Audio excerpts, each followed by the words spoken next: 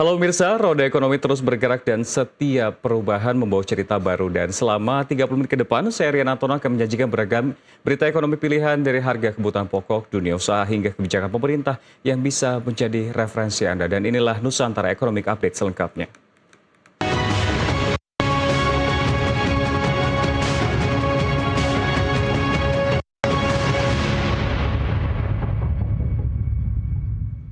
Dan kita beralih ke segmen Industri 360 pemirsa. Living Lab Ventures atau LLV, Corporate Venture Capital milik Sinar Maslen, terus memperkuat posisinya sebagai jembatan strategis bagi investor global untuk masuk ke pasar Indonesia.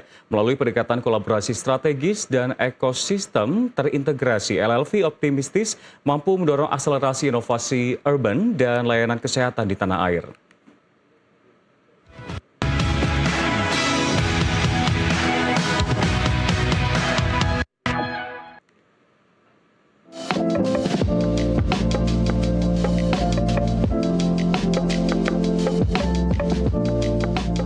Dalam acara Corporate Update dan Media Briefing bertajuk Mobilizing Capital and Global Partnership, Powering Urban and Healthcare Innovation yang digelar Rabu siang di The Energy Building, Jakarta Selatan, LLV atau Living Lab Ventures menegaskan komitmennya menarik lebih banyak investor mancanegara melalui model Strategic Collaboration Ecosystem.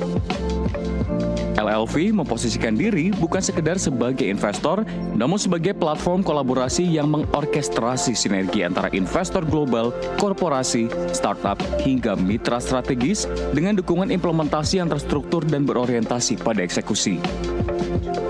Saat ini LLV mengelola 4 kendaraan investasi bertema spesifik, yakni Urban Gateway Fund, City Centric Fund, Healthcare Fund, serta fund terbaru Japan Thematic Fund. Seluruhnya difokuskan pada sektor pengembangan urban dan layanan kesehatan dengan potensi pertumbuhan jangka panjang. Dukungan ekosistem BSD City sebagai living laboratory dan implementation sandbox menjadi keunggulan tersendiri. Melalui ekosistem terintegrasi ini, mitra global dapat melakukan uji coba solusi, lokalisasi model bisnis, hingga percepatan adopsi pasar. Tidak hanya fokus pada penempatan modal, LLV juga menghadirkan program International Lending Pad dan LLV Innovation Lab atau InnoLab, serta program Connect and Grow yang memfasilitasi perusahaan global membangun kehadiran di Indonesia sekaligus mengoneksikan startup, investor, dan unit bisnis dalam satu ekosistem terpadu. Yang tadi programnya tadi udah disampaikan, dari mulai kita update fund-fund kita apa aja, ada Urban Gateway Fund, City Centric Fund, Healthcare Fund, dan fund terakhir kita Japan Thematic Fund. Program kita mengenai International Lending Pad, bagaimana kita attract banyak perusahaan startup dari global masuk ke Indonesia melalui program lending pad kita, Innovation Lab gitu kan ya. Terus bagaimana kita juga mengkoneksikan antara semua perusahaan yang di ekosistem kita, baik itu startup, investor gitu kan ya, business unit, melalui program Connect and Grow gitu. Jadi biar mereka dapetin potensial eksplorasi kerjasama di Indonesia. Jadi banyak banget yang kita sharing tadi ke teman-teman media. Menatap tahun 2026, sektor healthcare menjadi salah satu fokus utama yang akan dikembangkan secara agresif melalui Healthcare Fund. Dengan model investasi berbasis kolaborasi strategis ini, Living Lab Ventures menegaskan komitmennya sebagai platform yang mempertemukan modal global, inovasi, dan ekosistem lokal secara terstruktur dan berkelanjutan. Dari Jakarta, Maulana Iqbal, Andrianto, jurnalis NTV melaporkan. Dan pemirsa, kita akan melihat bagaimana tren investasi korporasi khususnya di sektor teknologi dan layanan publik berkembang di Indonesia, mengapa sektor healthcare kini menjadi fokus utama, dan untuk membahas lebih dalam bagaimana strategi menarik modal global sekaligus memperkuat inovasi layanan kesehatan di dalam negeri, pagi menjelang siang ini telah bergabung bersama kami Mulyawan Gani, CEO Digital Business Sinar Maslen sekaligus Managing Partner Living Lab Ventures. Selamat pagi menjelang siang, Pak. Selamat pagi, Mas Rian. Ya, lalu kalau kita melihat tadi kan sejumlah informasi sebelumnya terkait dengan perkembangan, salah satunya adalah ada 4 fund yang berada di bawah LLV ini. Kalau kita melihat dalam beberapa tahun terakhir pun investasi korporasi sebetulnya bisa dikatakan ke sektor teknologi dan juga layanan publik yang terbilang makin strategis. Bagaimana Anda melihat tren ini sebetulnya? Saya rasa tren investasi untuk hal-hal yang strategis, terutama untuk keperluan publik, saya rasa akan meningkat ya. Karena banyak sekali solusi-solusi kita itu yang susah sekali di scale kalau kita mengharapkan solusi manual tanpa menggunakan teknologi. Seperti kita tahu, teknologi itu ada solusi tanpa batas, tanpa batas ruang, tanpa batas waktu. Banyak sekali solusi-solusi yang dari luar negeri yang cukup inovatif sebenarnya menunggu untuk dicoba, untuk diterapkan di Indonesia. Nah, kadang-kadang pemain-pemain pasar dari luar negeri itu suka takut atau pesimistik mengenai besarnya pangsa pasar di Indonesia. Karena mereka nggak kenal dan mereka kadang-kadang mendapatkan informasi yang mungkin tidak begitu tepat dan kurang akurat. Maka dibutuhkanlah sebuah partner seperti kami yang bisa menjembatani penggunaan teknologi dari luar negeri yang sangat inovatif dan sangat efisien untuk dipasangkan dan dikawinkan dengan kebutuhan lokal kita. Jadi ini saya rasa yang membuat ruang investasi untuk di sektor layanan publik ini pasti akan meningkat ke depannya. Lalu terkait dengan sektor, tadi kan kita membahas soal teknologi. Apakah ini artinya memang di tahun 2026 ini perusahaan investasi atau ventura bisa dikatakan masih menilai bahwa teknologi khususnya AI suatu hal yang seksi terbilang atau justru malah bakar-bakar uang saja? Saya rasa kan kalau investasi di bidang AI ini dibagi dua ya. Satu adalah mengenai teknologinya, deep tech-nya. Dan ini pasti pangsa pasarnya di Amerika. Perusahaan-perusahaan besar seperti OpenAI, Anthropic itu menarik pendanaan jutaan dolar. Karena untuk mendanai eksperimen dan inovasi di laboratorium mereka. Itu pasti akan selalu ada, tapi nggak mungkin ke arahnya ke bagian sebelah sini, ke ASEAN dan segala macam. Dan investasi yang kedua adalah, seperti yang kami lakukan, adalah menginvestasi dengan startup.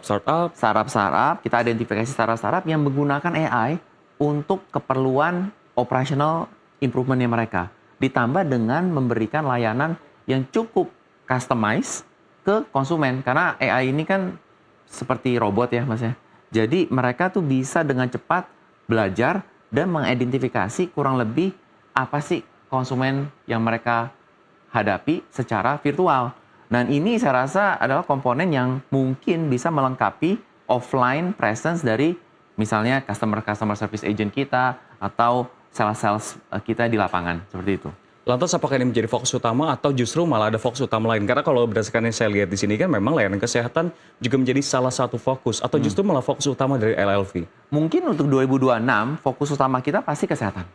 Karena ini adalah area di mana kita melihat banyaknya angin segar dari dorongan pemerintah, ya kan, dari Kementerian Kesehatan dalam 2-3 tahun terakhir ini mereka memberikan agenda transformasi kesehatan, di mana banyak sekali solusi-solusi luar negeri yang bisa dibawa berupa mesin-mesin peralatan kesehatan seperti yang kita pernah lihat atau nonton di film-film, di mana ada mesin kecil, nanti Mas Rian tinggal duduk sana. Terus nanti ditaruhin alat-alatnya, terus dibilang, oh geser kiri, stop. Nanti dia scan. Dan itu semua kan menggunakan AI ya. Nah, inovasi-inovasi seperti ini yang perlu kita introduce di Indonesia. Lebih banyak lagi. Supaya dokter-dokter kita atau pengelola-pengelola rumah sakit atau yayasan bisa lihat bahwa, ini loh ada teknologi dari luar yang kemungkinan bisa dieksplor untuk diaplikasikan di Indonesia. Jadi ini adalah sektor yang seksi dan nggak banyak bisa orang-orang lakukan karena kebetulan ini harus dilakukannya di dalam suatu zona ekonomi khusus, KEK namanya. Ya, jadi di Sinarmasland kita punya KEK Edki Banten, di mana transaksi-transaksi eksplorasi seperti ini, POC, proof of concept, dan sandboxing bisa dilakukan di area-area medical technology. Itulah sebabnya kenapa dari Living Life Ventures di 2026, mulai dari 25 tahun lalu sebenarnya kita sudah memfokuskan untuk melihat kesempatan-kesempatan di area medical technology. Ini artinya berarti memang sesuai dengan gagasan pemerintah sekitar setahun atau 2 tahun lalu yang mencoba mengimplementasikan bahwa akan adanya wellness tourism di Indonesia. Betul. Ataupun juga memang medical tourism. Betul. Lalu melihat tantangannya sebetulnya seperti apa? Karena ini bukan suatu hal yang baru yang digagas oleh pemerintah. Pernah disampaikan bahkan juga berbagai pihak, baik itu Kementerian Kesehatan, Kementerian Pariwisata pun juga turut bersuara kala itu. Namun hingga sampai saat ini kan menurut kacamata Anda mungkin bisa juga menyampaikan progresnya seperti apa? Apakah cepat di Indonesia? Tantangannya seperti apa? Saya rasa kalau tantangan sudah pasti kita melihatnya dari segi supply ya. Kalau demand saya rasa dengan adanya angka-angka yang suka dilontarkan tahun-tahun sebelumnya, 2 juta orang Indonesia pergi ke luar negeri untuk mendapatkan pelayanan kesehatan. Saya rasa demand untuk pelayanan kesehatan dengan standar internasional, dengan lokasi yang lebih dekat, tidak harus terbang ke Singapura atau tidak harus terbang ke luar negeri, tapi bisa melipir bawa mobil 30-40 menit ke suatu kota yang di sebelah barat Jakarta namanya BSD. Di situ bisa mendapatkan pelayanan kesehatan dengan standar internasional, dengan pelayanan yang baik. Jadi soal demand nggak masalah, Mas. Yang jadi masalah adalah supply-nya. Ya, kita tahu bahwa kita dalam pelayanan kesehatan, aksesibilitas mesti menjadi isu. Banyak di daerah 3T, pelayanan kesehatan itu sangat susah dijangkau. Makanya untuk menjangkaunya ini kan ada dua ya. Either kita produksi lebih banyak dokter, dan kita taruh mereka di daerah-daerah terpencil ini, atau kita menggunakan teknologi. Nah, kalau dokter kan susah ya. Kita setahun mesti sekolah 4 tahun, jumlah fakultas kedokteran kita juga masih kalah banyak kalau dibandingin negara-negara tetangga dengan populasi 300 juta nih ya. Nah, jadi udah pasti kita harus memiliki solusi alternatif yang lebih, menurut saya lebih efisien. Lebih reachable, lebih standar, karena kalau ini mesin, teknologi, pasti standarisasinya sangat tinggi, efisiensinya juga sangat tinggi. Kita hanya membutuhkan orang-orang untuk melakukan menggunakan mesin ini tanpa harus menggunakan perlu dokter, karena perlunya teknisi, kita nggak perlu dokter. Dokter dipakai untuk membaca report, tapi report reading dan summary itu semua bisa di AI-kan juga. Jadi dengan adanya investasi di teknologi, kita bisa mengkomplementari atau even membuat pelayanan publik kita tidak hanya bergantung kepada dokter dan rumah sakit saja. Kita bisa menggunakan puskesmas, bisa menggunakan posyandu, tapi menggunakan teknologi. Dan ini suatu angle yang menurut saya kita harus bisa belajar dari luar negeri. Lalu terkait dengan ketajaman, tadi Anda menyampaikan salah satu solusinya adalah dengan teknologi. Seperti itu. Sejauh mana sebetulnya teknologi yang dihadirkan dengan cita-cita tadi terkait dengan sektor kesehatan di bawah LLV ini? Jadi kita sedang menyiapkan suatu tempat di KEK ETKI Banten, di gedung Biomedical Campus. Kita menyiapkan suatu klinik, di mana klinik adalah menjadi klinik POC. Ya, kita lagi urus izinnya, semuanya sedang dalam proses. Tapi kita sudah memiliki beberapa partner di luar negeri yang mau bawa mesin-mesin mereka untuk dicoba diterapkan di Indonesia. Mesin-mesin standar, Mas, seperti dengan mengecek retina kita dengan bola mata ya, di pressure, ada diambil, di record, itu bisa detect 30-40 penyakit.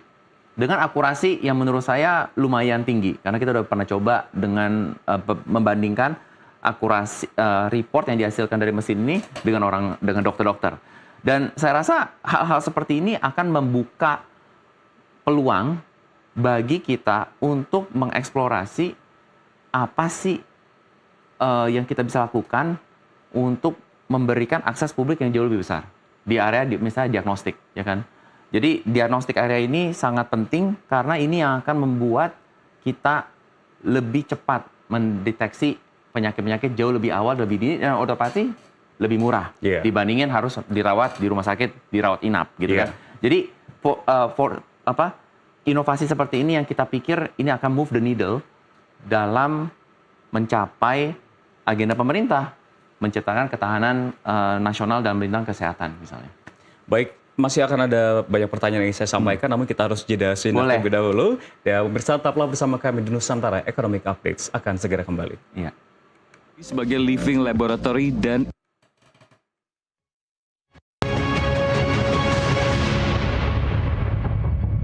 pemirsa, Anda kembali menyaksikan Nusantara Economic Updates dan dialog bersama Mulyawan Gani, CEO Digital Business Sinar Maslen sekaligus Managing Partner Living Lab Ventures akan kembali melanjutkan. Ya Pak Gani, masih melanjutkan sebelumnya. Ini kan tadi di informasi sebelumnya disampaikan bahwa ada 4 fund yang saat ini berada di bawah LLV. Salah satu adalah Japan Thematic Fund. Itu bisa digambarkan sebetulnya seperti apa? Betul. Jadi kita kan tahu bahwa untuk melakukan investasi di Indonesia itu kan bisa dilakukan dalam banyak hal ya.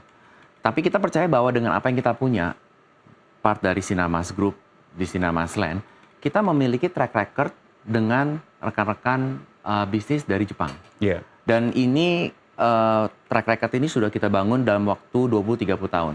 Namun kami yakin bahwa dengan adanya suatu platform di mana kita bisa ngumpulin dana berbarengan dan kita bisa mengidentifikasi startup-startup baik di Jepang ataupun di Indonesia yang bisa kita invest untuk memberikan suatu dobrakan-dobrakan inovasi-inovasi baru.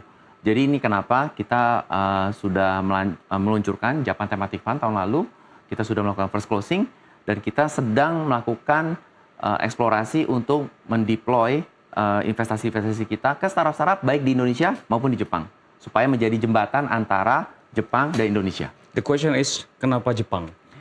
Ada dua hal, Mas. Pertama adalah kita tahu pertumbuhan ekonomi di Jepang memang sedang melambat ya. Jadi mereka sangat haus untuk meraih opportunity di Indonesia atau di ASEAN secara besar. Itu yang pertama. Kedua, secara teknologi kita melihat bahwa di Jepang itu standar penggunaan teknologi cukup tinggi. Jadi kalau ada startup-startup yang punya local market di Jepang yang sudah bisa survive di sana, ada kemungkinan service dan produk yang mereka tawarkan di Jepang bisa dibawa ke Indonesia. Ya kan? Dan di Indonesia kita punya partner-partner di mana kita bisa menggunakan teknologi ini tanpa harus kita menjadi pasar. Yeah. Tapi kita bisa menjadi partner untuk membuat produk dengan teknologi Jepang tapi nuansa Indonesia. Karena kita yang lebih tahu orang-orang kita maunya apa, dan kita di situ bisa merancang, memberikan masukan seperti apa sih solusi yang kita butuhkan dengan menggunakan teknologi stack mereka yang mungkin lebih superior dibandingin kita.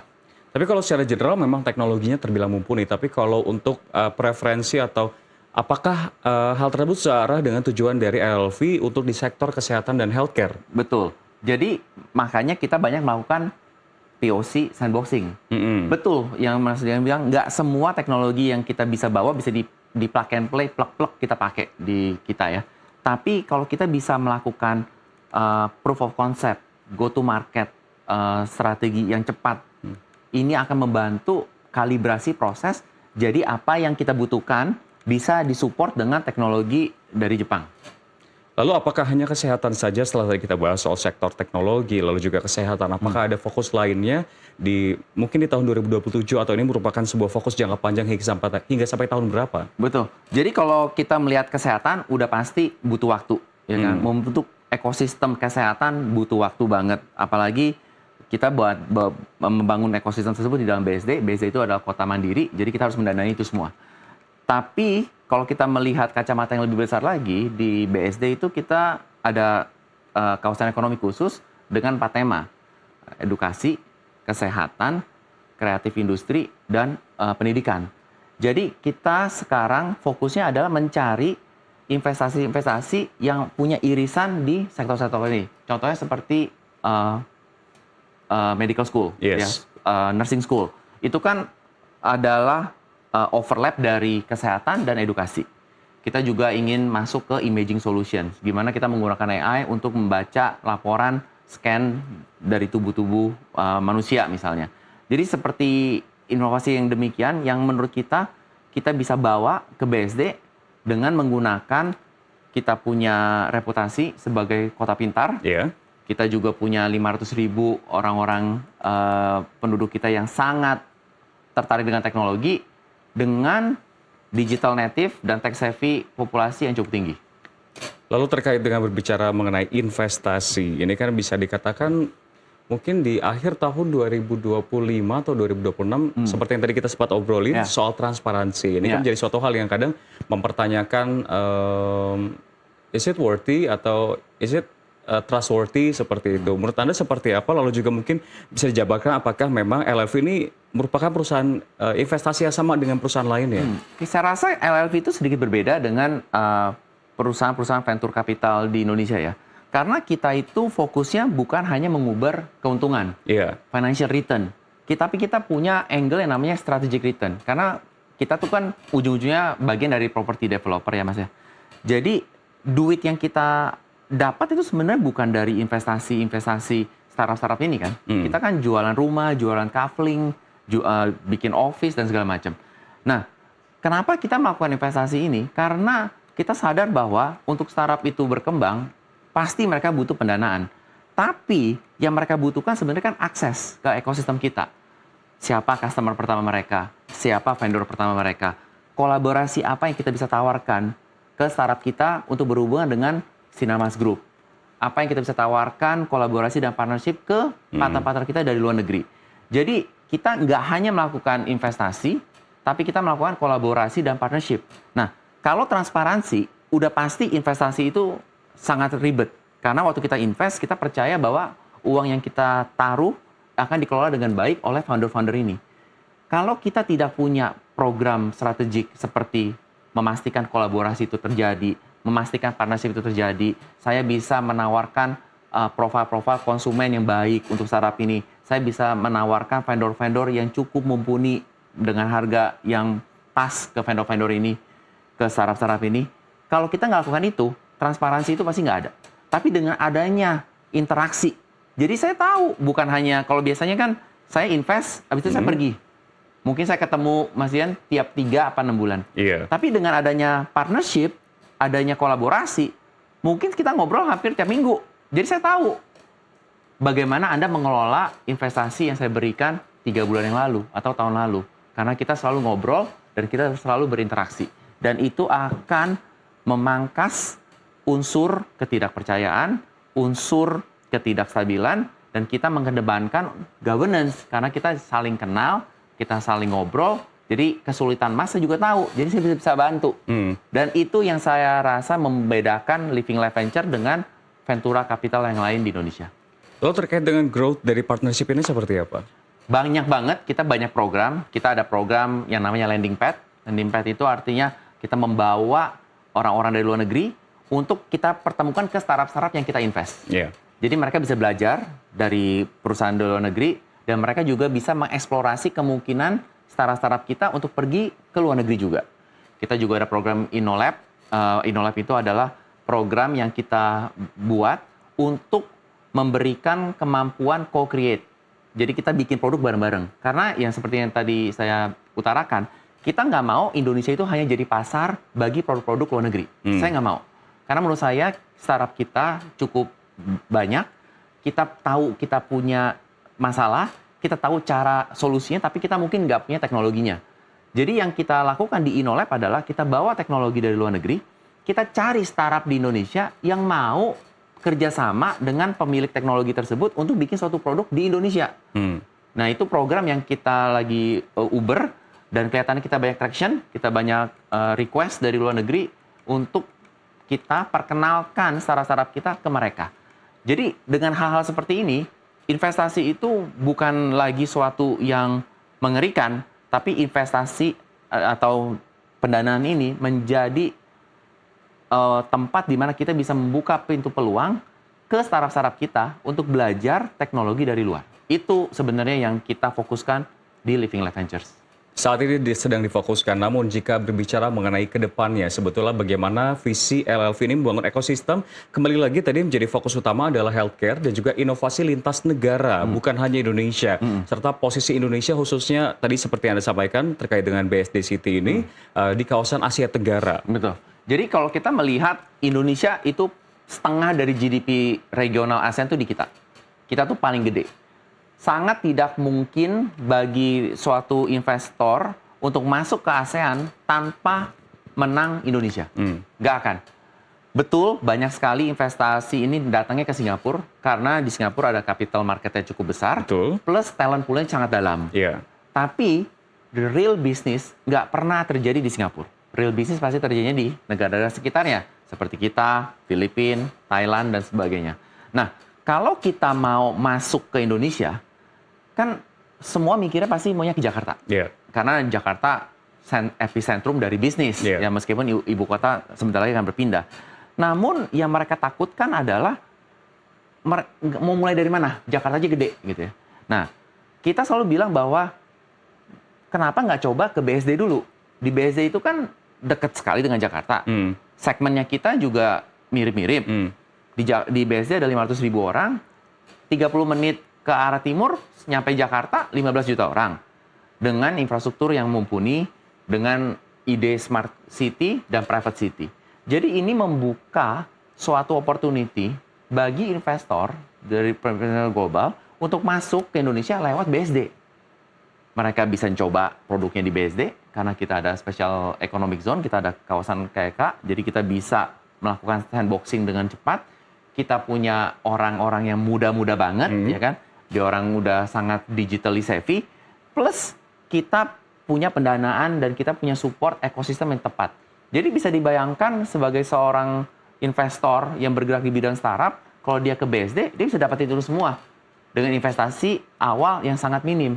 Nanti kalau misalnya solusinya ternyata heboh di BSD, baru deh mereka bikin kantor di Jakarta misalnya. Dengan adanya di Jakarta, mereka pasti punya exposure yang jauh lebih besar ke Indonesia. Dominonya ada. Benar. Ya. Jadi kita start small aja. Jangan investasi terlalu besar di mana tiba-tiba baru sadar, ternyata produk kita nggak cocok di Indonesia. Atau regulasinya banyak berubah dengan cepat. Dengan regulasi yang sangat dinamis tentunya. Jadi itulah sebabnya kita selalu bilang mulai aja di BSD.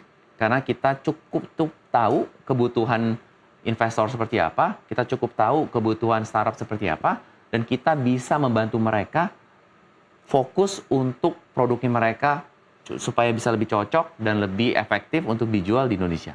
Baik, dialog yang sangat menarik. Sayang sekali waktu kita terbatas, Pak Mulyawardani. Terima kasih sekali lagi telah berdiskusi bersama kami di Nusantara Economic Updates. Dan pemirsa, informasi tadi sekaligus menjadi penutup perjumpaan kita hari ini. Ekonomi bukan sekedar angka, tapi napas kehidupan kita semua, dari pasar tradisional hingga industri digital, dari rakyat kecil hingga kebijakan besar, semua saling terhubung. Saya Rian Antono pamit undur diri. Sampai jumpa.